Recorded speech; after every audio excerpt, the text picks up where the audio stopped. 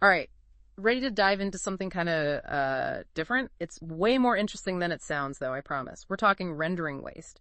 You ever think about where all that leftover stuff from making food goes? What's wild is how this whole thing, most people don't even know about it, but it's tied right into like how much we pay for food and if the planet's healthy even. So you sent us a bunch of stuff about like getting rid of waste the right way, especially this rendering waste thing. Honestly, I was kind of clueless at first too. So anyone out there who's not, up to their ears in industrial food stuff, what is rendering waste? Why is it so important to deal with it right? It's the stuff people don't want to picture, like fats, oils, bones.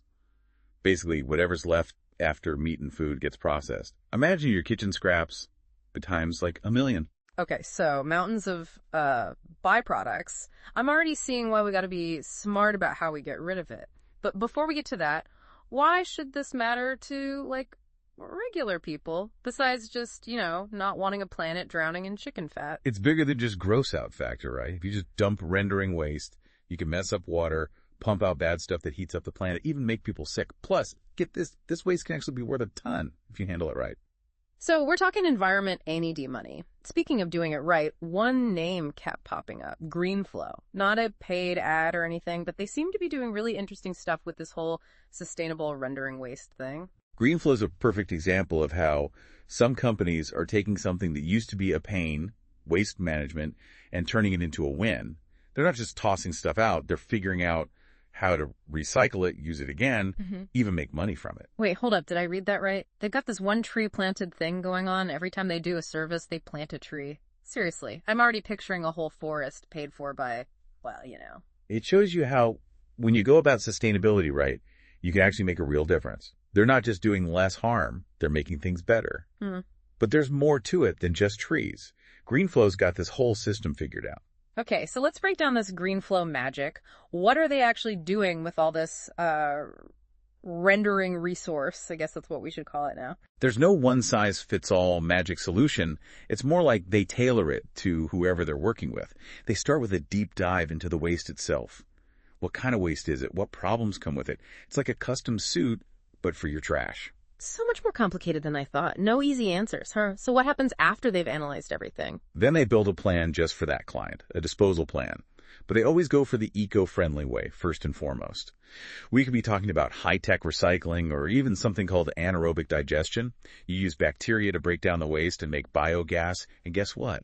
Biogas is renewable energy. Whoa, bacteria-powered energy from leftovers. That's seriously cool. This is why I love these deep dives. Always something that makes you go, whoa. It's all about seeing waste in a new way, seeing what it could be.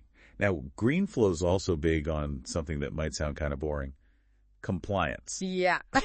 Not as exciting as bacteria power, but important. Right? Totally. GreenFlow is all about making sure their clients are squeaky clean when it comes to the rules, especially these Canadian Environmental Protection Act rules. CIPIA, they call it. They've even got a whole FAQ just about that. So they're not just taking out the trash, they're making sure it's done by the book. I bet that takes a load off their clients' minds. Nobody wants to mess with those environmental rules. And that focus on doing things right. It shows you how important it is for companies to be responsible these days. People are paying attention, and they want to support businesses that are doing things the right way. It's like companies can't just hide their trash anymore. People are realizing what happens after we throw stuff away at home or at work. It matters. Exactly. And that's making a real difference. But GreenFlow doesn't just stop at getting rid of waste responsibly. They're really into resource recovery, too. And that's where things get really interesting. Okay, resource recovery. Sounds way better than just getting rid of waste. So what's that even mean when we're talking about this stuff? Someone out there knitting sweaters from leftover chicken feathers. Maybe not sweaters, but you'd be surprised. Some of this rendering waste, you can actually process it into stuff for animal feed, fertilizer, even biofuels. It's like closing the loop, right? Taking something nobody wanted and making it useful again. Valuable even. So good for the planet, A&D, good for business. Like that saying, one man's trash. Exactly. And GreenFlow talks about some pretty impressive environmental stuff too. Like they're really into zero emission processing whenever they can. That's got to be way better for the whole greenhouse gas situation than the old ways of doing things. Yeah, no kidding. That's a big deal these days. So less harm up front, A&D finding ways to reuse stuff on the back end. They're really going at it from both sides. And that's not all. They're also really careful about pollutants, making sure they're not messing up the water or anything, getting rid of rendering waste the old way. Sometimes that causes problems. But GreenFlow is all about making sure they're protecting the environment every step of the way. Wow, they've thought of everything, huh? This is really making me think about all this waste stuff in a whole new way. It's not just about what I throw in my recycling bin at home, is it? Not even close.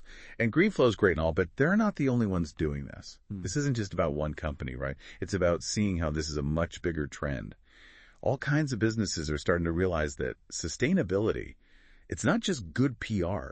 It makes sense for business too. Which makes you wonder, what about everyone else out there listening? What about your world? Maybe there's some hidden opportunity in your industry, some way to make things more sustainable that you haven't even thought of yet. Like, what if we all started looking at waste as a resource waiting to be tapped into? That's a really good question, because a lot of times the answers are right there in front of us. Take used cooking oil, for example. Restaurants, food factories, they've always got tons of it, and they used to just chuck it out. You know what? I'm guilty of that myself. Used to just pour that stuff right down the drain. Don't judge me. Hey, no judgment here. But here's the cool part. These days, you can take that used cooking oil and you can turn it into biodiesel. It's a renewable fuel. You could run cars on it. Pretty cool, huh? That's amazing. It's like we think of it as waste, but it can have a whole second life as something super useful. It makes you wonder what else is out there, just waiting for someone to figure it out. That's what's so great about innovation, right? You got to keep questioning what you think you know and look for creative solutions, even when the problems seem impossible. Speaking of solutions, let's get back to GreenFlow for a sec. They're really big on a few things. Those custom waste plans, the eco-friendly processing, and always following the rules. They wrote the book on how to do this right. And that book is only becoming more relevant. More and more companies are realizing that sustainability has to be part of their business plan from the get-go. It's not just about avoiding fines or bad press anymore. It's about staying ahead of the game, making sure you're appealing to all these people who really care about the environment. Yeah, like they say, the future is green, but it's more than just a color, right? It's a whole new way of doing things. Exactly. And it's a future that companies like GreenFlow are building, proving that sustainability and profits, they're not at odds with each other. They can work together. That's a good message for anyone out there who's feeling kind of overwhelmed by all the environmental doom and gloom we hear about all the time. Totally. GreenFlow is a good reminder that even in an industry like this, dealing with rendering waste, something that doesn't sound very glamorous, there's still room for creativity, for good ideas, and yeah, even some hope. It's like even trash can be inspiring, right? Okay, maybe that's a little cheesy when we're talking about rendering waste. But it's true, though. GreenFlow shows us that even in the parts of industry nobody really wants to think about, you can still find people doing innovative, responsible stuff. Sustainability isn't just some idea, it's about real solutions, real benefits. Okay, so for our listeners tuning in, maybe while they're composting their apple cores or something, what are the big takeaways here? What did we learn about this whole sustainable rendering waste thing?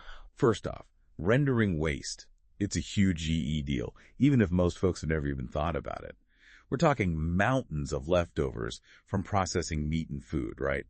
That stuff's got to go somewhere. And in the past, that somewhere wasn't always the best for the planet, but it doesn't have to be a problem or even dangerous. GreenFlow is a good example, right? They're finding solutions that are good for business and the environment. Right, like those custom waste plans, using cool tech like anaerobic digestion and that real dedication to following the rules, like with SEPA. They're showing everyone that sustainability, it's not just about doing the right thing. It can be good for business, too. It's like they're changing how we see waste. Instead of hiding it, they're finding ways to use it.